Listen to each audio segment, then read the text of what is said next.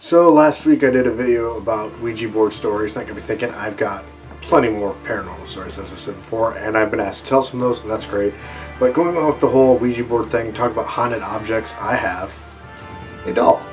I actually have lots of dolls because my mother was a huge doll collector, and my sister wanted a bunch of them, but she's getting rid of them. She didn't really have space for them, and my niece thinks they're creepy, so she's like, "Do you want them?" And I said, "Yeah, I'd love them, but I don't have anywhere for them either." So most of them are actually in my storage unit. But this is one that I have that I got years ago from a paranormal investigator who had a bunch of supposedly haunted objects, including dolls, and was getting rid of them.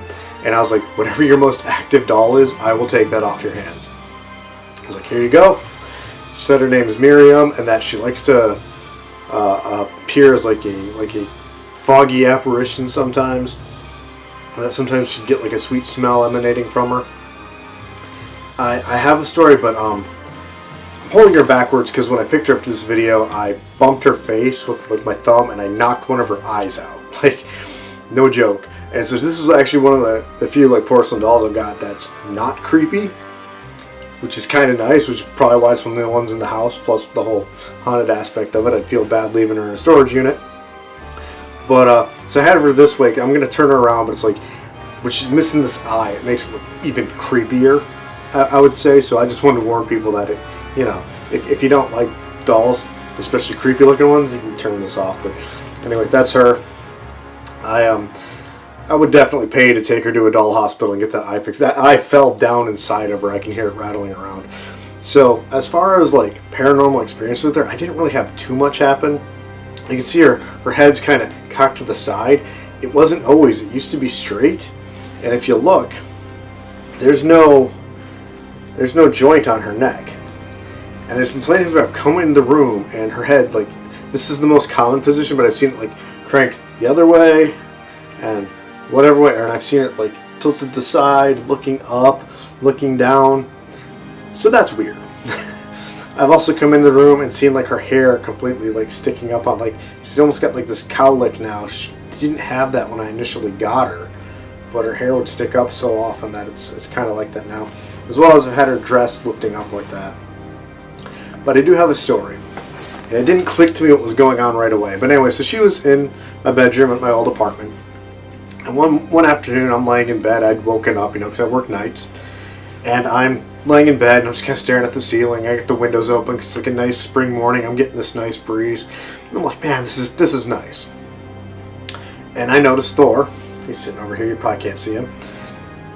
Thor is like staring at something. I look over at him, and he's just staring. And I'm like, what are you looking at? And I look up. And I see this thing like pacing at the foot of the bed, just back and forth across towards the foot of the bed, And the best way I can describe it is that it looked like the Predator, in the first Predator movie when he was cloaked. That's what it looked like. And I get up and I'm watching. I sit up in a bed and I'm watching it go back and forth a couple times. So it turns and it's like facing me, and I'm looking at it and it like freaks out. It jumps on me, pins me to the bed. I can't get up. Then it kind of like was like staring me like in the face, and then got up and bolted out of the room, and I took out after it, and it wasn't in the main room of the apartment. That was it. I never once felt threatened by it or anything. But then I started thinking of how the woman said that she would appear as like a foggy apparition, and this was clearly a foggy apparition. So I've always wondered if it might have been her, and that was kind of our one actual interaction. So that's my doll Miriam. That's the story of my one possible time with her. I believe the woman I got her from also said she would sometimes turn the lights on and off. I have never had anything like that happen, but that's Miriam. Not a very creepy looking doll. Not like some of the other ones my mother had left me. I took one. It was a Buddy Lee, and like everybody in my family hates that. I thought it was cool. That was when my sister wanted to take the doll collection. And I was like, "Can I have the Buddy Lee?" And she's like, "Oh yeah, no, that one's creepy." But I got sort of a funny story with that. So the Buddy Lee, he's kind of positioned where he's kind of looking like this, and he's got like this smirk, and his eyes are facing this way, and he's kind of like. So when I moved back in with my parents in 2012, the room I was in, he was in that, and he was like on one end of the shelf, and the other hand of the shelf was like this another doll, but it was like a baby, and there's Buddy Lee looking at this baby like. And I told my mom, like, can I switch their positions just because the way he's looking at her is not right. Like, I know the dolls, but it creeps me out. And my mom kind of looked at him and she started laughing. She's like, yeah, she's like, I never noticed that before. You absolutely switched their position so he's not looking at her. She told me later that was one of those things, like, she couldn't, like, unsee it that way. So, sort of a funny little thing. But yeah, haunted objects are always fascinating. I love, like, haunted dolls and stuff. On the subject of Ouija boards, I had a really cool one. So, because I was always obsessed with one, and I wanted, like, a fancy one, and I found one online once, just looking, and I thought it was cool. And I'd shown my now ex-wife, who's, obviously my wife at the time. I was showing her, and I'm like, this is cool. It was like, it was done out of wood, but it looked like almost like a gravestone. So the letters were done in a way they looked like they were raised up, and the artwork was great. I mean, they looked like they were raised up. You wouldn't know until you touched them that they were flat. Like, it was fantastic. It was done so it looked like it was carved into stone and everything. I'm like, this is gorgeous. I'd love to have this, but didn't think anything about it. Closed down the web browser, whatever. So about 3 months later, we come home from, I think we're seeing a movie, and there's a package addressed to me, and I'm like, what's this? And she's like, oh, I know what that is. And I'm like, what? And she's like, I ordered this for you months ago, but I kind of forgot about it. And then I guess it just showed up. So I open it up, and it's this Ouija board. So I had this cool Ouija board. I don't have it anymore. It's something I left with her. Hopefully she still has it, or one of her kids has it, because it was just too cool to not be in somebody's possession. Not demonic possession, but but anyway, turns out they didn't get the order out because they made these boards. They were custom made to order. I wish I could remember the name of the people who did them. And they got my order and were about to start working on my board. They had started working on it, and they had a death in the family, and they had to go take care of all that. And my ex-wife had messaged them, be like, hey, we're still waiting on the board. They're like, oh yeah, this happened. We'll get that to you. So it was like, wow, makes you wonder, it's like that person's spirit could somehow have something to do with that board. And that thing was cool. That was just something I liked and had on display. We had a lot of paranormal activity in both the houses we had in North Carolina. So one of the things I would do, I would just leave that board out, and I would leave it on goodbye. Sort of like a safety. I noticed when I did that, things were less. There was less activity going on. But every Halloween, I'd move it to hello, just kind of as sort of a joke. And yeah, things would amp up on Halloween. And then at midnight that night, I'd put it back to goodbye, and things were still active, but obviously less active. But I had some Mormon missionaries come by one day, and I wasn't doing anything. I was trying to be polite, so I invite them in and everything, and we're talking.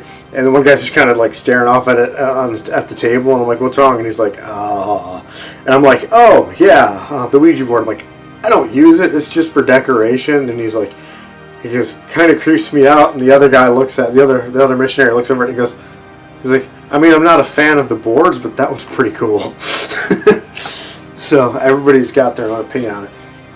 So that's my haunted doll. I'm going to do another video today, since I brought it up, but I want to do these as two separate videos, I think. You know what? Screw it. I like doing the shorter videos because they're easier to edit and render, but I'm going to go ahead and tell the story. So I've got you here. I got the camera rolling. Let's go ahead. So, North Carolina. First house I have in North Carolina. It's all shadow people everywhere. You see them out of the corner of your eyes everywhere in this place. It's this old house, and it felt eerie. But a lot of times, everybody in this house here, I heard it, my ex-wife heard it, the kids heard it. You would hear what sounded like this little girl laughing. And I remember one day I was in the bathroom, and that was when I had my cat Loki, and I could hear him outside the door, and I knew he was messing with the blinds to the window next to the door. But I didn't think anything of it. What am I going to do? I'm sitting in the bathroom taking a dump, right? So all of a sudden I hear this little girl. I hear her kind of giggling like I normally do, and I didn't think anything of it. And all of a sudden I hear this, stop it, Loki, stop it, stop it. And all of a sudden she calls me out by name, right? She's like, I'm not going to put my actual name with her, but she's like, Folk, Loki's being bad. And at this point, I bolted off the toilet, opened the door. The cat's sitting on this cat tree, and he just kind of slowly looked at me like he was freaked out by it. And I'm just like, yeah, I know, man. Petted him. So she would interact. She would actually refer to my ex-wife as Mom sometimes. But the creepiest thing, so you'd always see those shadow people, the house. felt wrong. Like, I could feel it, the kids could feel it, she could feel it, like, everybody knew, like, something was off with this house. I was taking a nap on the couch one day, and this is when, after I had got Thor. So I'm laying on the couch, he's laying on my stomach, we're sleeping, and all of a sudden it's like, I got up off the couch, and even though this was like the middle of the afternoon, everything was dark. You know, I had all the curtains drawn and everything, but it was darker than it normally was. And I turned and looked down, and there's my body, and there's Thor's body, but yet he and I are standing over, so we're having like this whole out-of-body dream type experience. And all of a sudden, I look up, and there's just shadows everywhere. I mean, and they were creepy looking, just, and I'm like, what's going on, you know? And the girl came out, and she had a little cat with her. And I said, hey, I want to talk to you. And she's like, well, I want to talk to you too. And I says, what are you doing here? You know, you're always talking to us. You always make comments. What are you doing here? And she goes, I'm here to protect you guys. I said, protect us from what? And she's kind of like, from all of this. And I says, well, it's there. We can see it. You know, we see it when we're awake. We see it when we're asleep. You know, you can feel it. I was like, you're not doing a very good job. And this little girl just looks at me and goes, it'd be worse if I wasn't here. And then, boom, woke up. I will never forget that. So the second house. By the second house, it was built in the 60s. Never had any problems, but it was like I was messing with the stepkids one day. So it was in an area called Blue Water. So I was joking about, they were doing something, they're acting up somehow, and I was like trying to get them to go to bed or something, and they didn't want to go to bed. And I was like, you know, you got to go to bed, right? And I was like, if you don't, like, old man Blue Water's going to show up. And they're like, what? I'm like, yeah, that was the guy that used to own the house. It's like, they named the area after him. Like, of course, I'm just making this up. I was like, yeah, like, he still roams the halls of the house. That's why we got a good deal on the place. I was like, and he's like, he's a nice guy, but he doesn't like when children act up. So, you know, I told you to go to bed. You need to go to bed, or he's going to show up. And my stepdaughter, like, turns, like, pale. And I'm like, what? She goes, is that the guy who's been watching me at night? And I'm like, I'm sorry, what? She goes, yeah, this guy with like a cowboy hat and yellow teeth. He's like, I've never felt threatened by him, but he watches me sleep sometimes. And it's like, are you kidding? She's like, no. I was like, okay, I'm going to level with you guys. I was making this stuff up. I was just screwing with you. And she's like, no, I'll wake up in the middle of the night and this guy in a cowboy hat, and like, that's all I can know is he's got a cowboy hat and yellow teeth. And he'll be watching me, but she's like, he's not bad. She's like, I've seen him during the day sometimes too, and I'm up in my room playing. And I turned to the boy, I was like, have you seen anything? And he's like, no, but I've heard it sound like somebody walking around up there at weird times. And from that point on, we started having more and more stuff would happen. So like I said, I'd have the Ouija board out, and I'd have it on goodbye, and stuff would happen, but it was Halloween. And I had moved it to Hello, and I was not working that time. And I was sleeping, and I had another out-of-body experience. This is because I had Thor, and we had like 2 more dogs at this point. And so Thor was with me the last time. He knew what was going on. But this time, I fall asleep on the couch, woke up. It was just me. Turned around, saw my body. You know, body's laying on the couch. And Thor looks at me like, oh, this is happening again. Except I'm not really a part of it, but I see there's 2 of you. The other 2 dogs were like freaking out because they were like running up and sniffing me, and then going to the couch and sniffing my body on the couch, and they'd come over and sniff me. So that whole thing about the animals knowing, there's something to that, because they could clearly see there were 2 of me. And Thor, having experienced this with me at the time, was like, yeah, been there. And the other 2 dogs who hadn't were like, what's going on? And I looked up, and I'm in the living room, and at the end of the living room is a staircase going up, because it was a tri-level house. There's like a staircase going up to like the middle section of the house, and there were all these people just going up and down the staircase, like 2 ways. And they all kind of stopped and look at me, and they're like, come on. I says, excuse me? Like, you need to come with us. And I was like, I'm not going anywhere. They're like, we need you. I says, no, they need me here. And they all like turn, and they all just start coming towards me, like they're trying to grab me. And at that point, I woke up, you know, just like that. That always, like, there are a few times in my life I'd say I've been flat out terrified, and that was one of them. And that left me shaking. I don't think I slept for 3 or 4 days after that. And I mean, you shouldn't talk about dealing with insomnia, but this was an insomnia. This was like being just wide awake for like 4 days straight. I had told my ex-wife about it, and she was kind of freaking out.